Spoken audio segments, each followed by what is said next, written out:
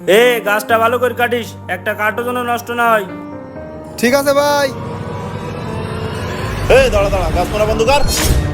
এই গাছ মারতেছিস কার কই? গাছ মালিক জানে না গাছ মারতেছিস? গাছ মারা বন্ধ কর। গাছ মারা বন্ধ করবো কেন? গাছের মালিকের কাছে টাকা দিয়ে গাছ কিনেছি আমি। তুই কিরা, তোর কথায় গাছ মারা বন্ধ করবো? তুই কিনা মানে গাছের মালিক হইলে আমি, তুই আমার কাছ থেকে না কার কাছ থেকে গাছ কিনেছিস? আপনি গাছের মালিক, তা অরুণ ভাই আমার কাছে গাছ বিক্রি করলো কেন?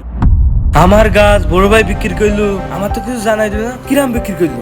এই তুই গাছ কিনেছিস কার কাছ থেকে? তার কাছে ফোন দে। আচ্ছা ঠিক আছে, দাঁড়ান আপনার, আমি ফোন দিচ্ছি। ভাই, এই গাছ মারার জায়গায় আসেন তো, একটু একটা ঝামেলা হয়ে গেছে, তাড়াতাড়ি আসেন।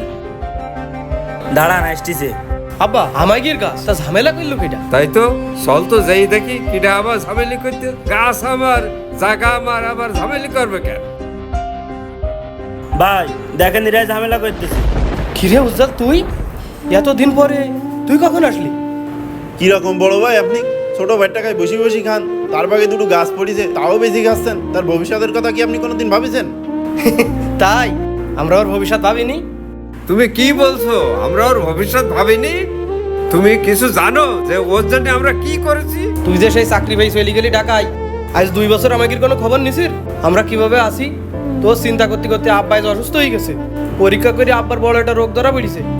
ডাক্তার বলে 2 লাখ টাকা লাগবে অপারেশন করতে। এতগুলো টাকা আমরা কনে পাবো? তারই জন্যই তো গাছ বিক্রি করে দিছি। ভাই, আমার বাপ ভাই হইলে মূর্খ মানুষ, এদের সাথে ভাও তর্ক করে নিজেদের মান সম্মান নষ্ট করতে হবে না। চলেন আমরা বেরিয়ে যাই।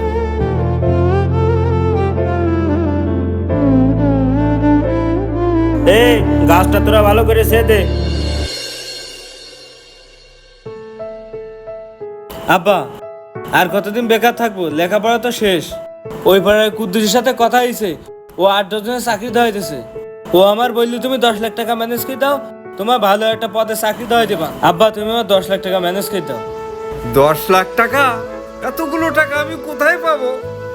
কেন, বাজারে যে জমিটা আছে ওটা বিক্রি করে আমার 10 লাখ টাকা দাও, আমি চাকরি পাইলে তো ওরম জমিও কিনে দিতে পারবা। জমি বেচে সব টাকা তোরে দেবো?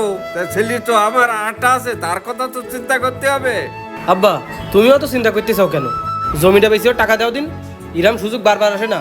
চাকরি ধরতে পারলে ইরাম জমি কত কিনতে পারবে? আচ্ছা, তুই যখন এত করে বলতেছিস তাহলে তাই করা যাক।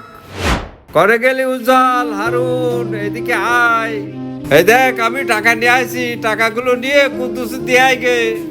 আচ্ছা আব্বা ঠিক আছে, তাহলে আমরা 2 ভাই যেই টাকাটা জমা দিয়ে আসি। চলো চল চল।